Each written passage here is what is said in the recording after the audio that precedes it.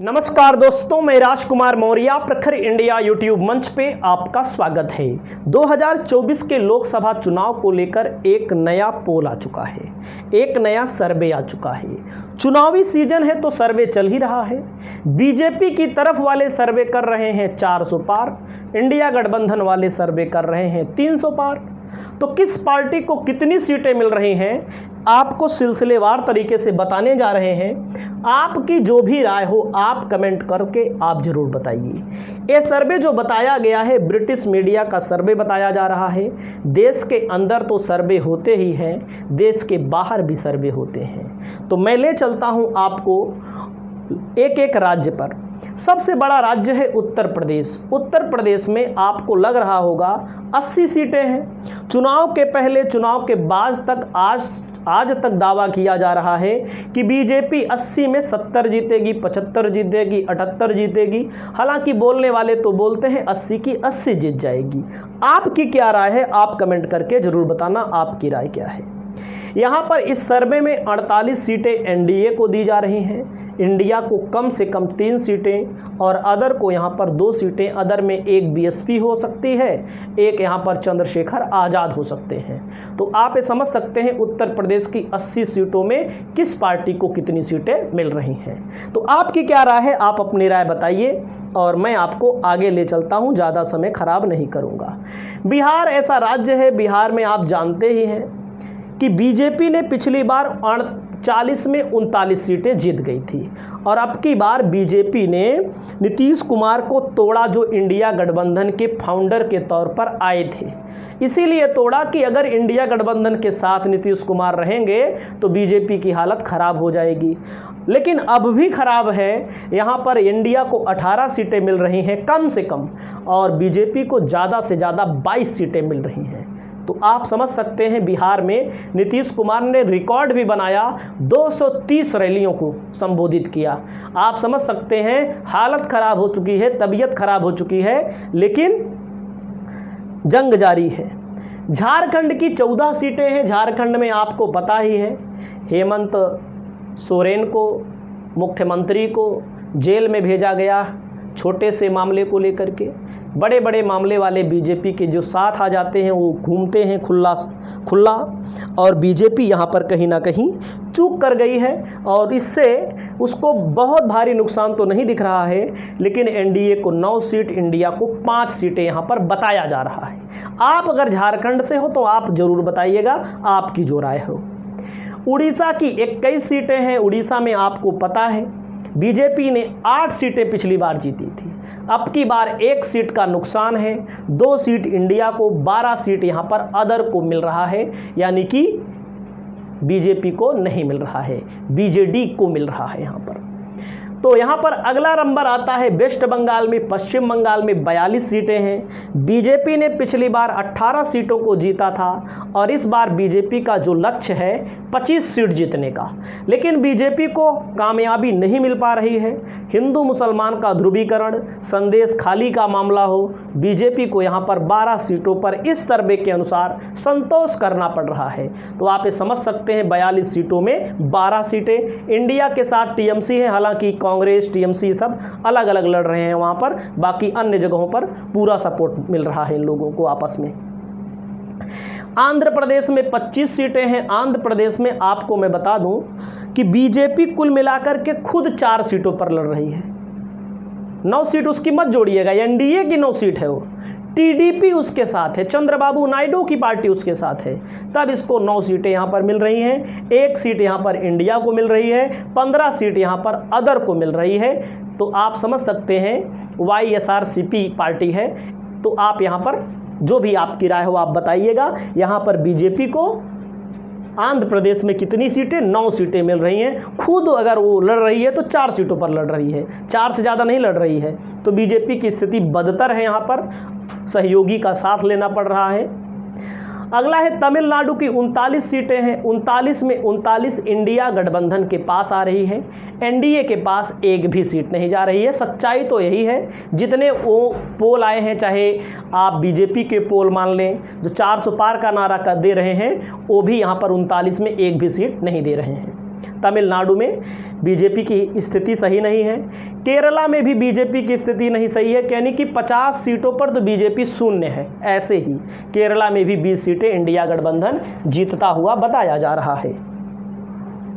अगली सीटें कर्नाटका में 28 सीटें हैं, 8 सीटों पर एनडीए और 20 सीटों पर यहां पर इंडिया गठबंधन को जीत मिलती हुई दिखाई दे रही है। यहां का मामला इस तरह से पलटा है, मैं आपको बता दूं, 2000 रुपया महीना महिलाओं के खाते में यहां पर जा रहा है। जब 2000 रुपया 4 महीने में किसान सम्मान निधि के नाम पर 5 किलो राशन के नाम पर लोग बीजेपी को वोट देते हैं, तो जिसके खाते में 2000 महीना जा रहा होगा वो बीजेपी को क्यों नहीं, वो कांग्रेस को क्यों नहीं वोट देगा? तो आप समझ सकते हैं। तो बीजेपी यहाँ पर भारी नुकसान कर रही है। तो आपकी जो भी राय हो, आप अपनी राय बताना ना भूलिए। तेलंगाना में 17 सीटें हैं, बीजेपी पिछली बार यहाँ 4 जीती थी, अब की बार भी 4 पर ही पहुँचने के आसार हैं। 10 सीटें यहाँ पर मिलेंगी इंडिया गठबंधन को, कांग्रेस की सरकार है, कांग्रेस यहाँ पर अच्छा काम भी कर रही है।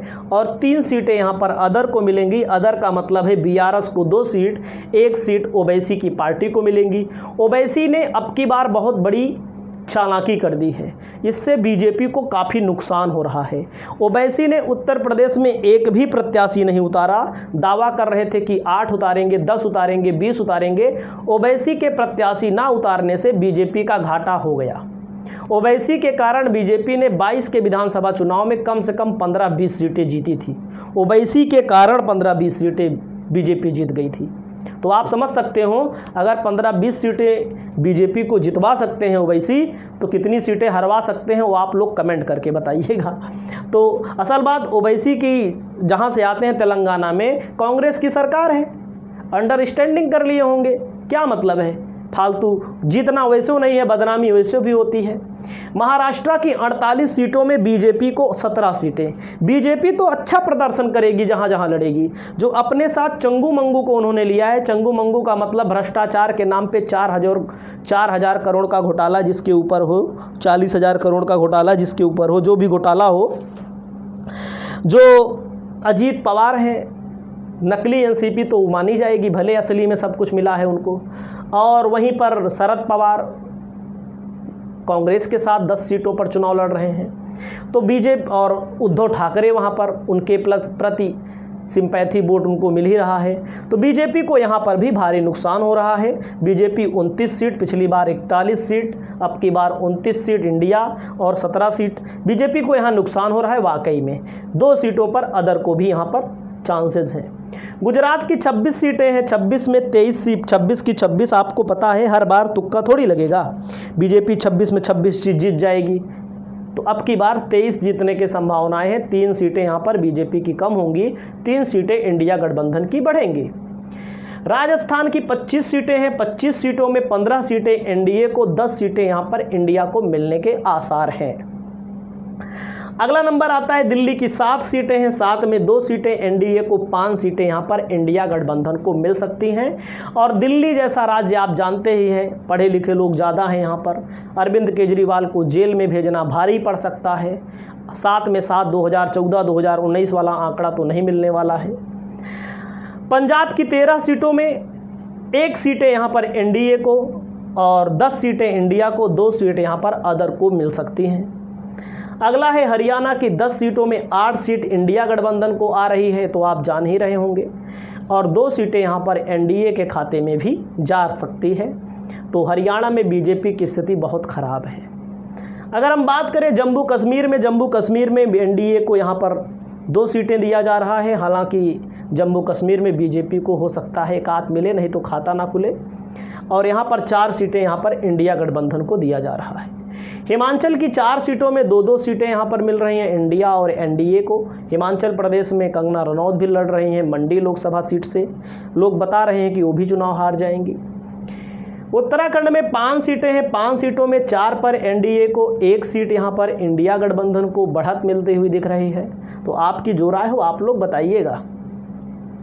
एमपी में 9 सीटें हैं, 7 सीट इंडिया को, 22 सीट एनडीए को। मैंने आपको कई बार वीडियो में भी बताया है, अपनी रतलाम की सीट हो गई, खरगोन की सीट हो गई, मंडला की सीट हो गई, छिंदवाड़ा की सीट हो गई।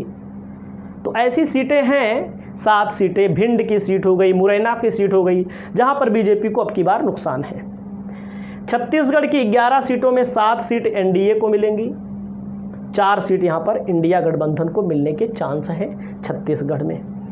गोवा में 2 सीटें हैं, एक इंडिया को, एक एनडीए को मिलने की संभावना है। सिक्किम की 1 सीट एनडीए को मिल सकती है।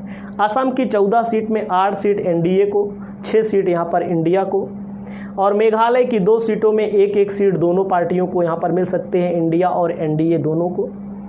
अगला आता है अरुणाचल प्रदेश की 2 सीटें हैं, एक इंडिया को और एक एनडीए को मिलने के चांसेस हैं यहाँ पर। नागालैंड की 1 सीट है, इंडिया गठबंधन को मिल सकती है। मणिपुर की 2 सीटें हैं, मणिपुर में आपने देखा होगा क्या क्या हुआ था, नग्न औरतों को दौड़ाया गया, नग्न किया गया, मारा गया, पीटा गया, तो आप कुछ कह नहीं सकते। मिजोरम की 1 सीट इंडिया गठबंधन के पाले में, त्रिपुरा की 2 सीटों में 1 एनडीए और 1 इंडिया के पाले में जा सकती है। अंडमान निकोबार की 1 सीट है इंडिया के पाले में, लक्षद्वीप की 1 सीट है इंडिया के पाले में, और यहाँ पर पुडुचेरी की 1 सीट है इंडिया के पाले में। दादरा नगर हवेली है जो 2 सीटें एनडीए के पाले में, चंडीगढ़ की 1 सीट इंडिया के पाले में। 543 सीटों में यहाँ पर 231 सीट एनडीए को मिल सकती है, 276 सीट इंडिया को, 36 सीट यहाँ पर अदर को भी मिल सकती है। आपकी जो राय हो आप अपनी राय बताइए। इस वीडियो में इतना ही।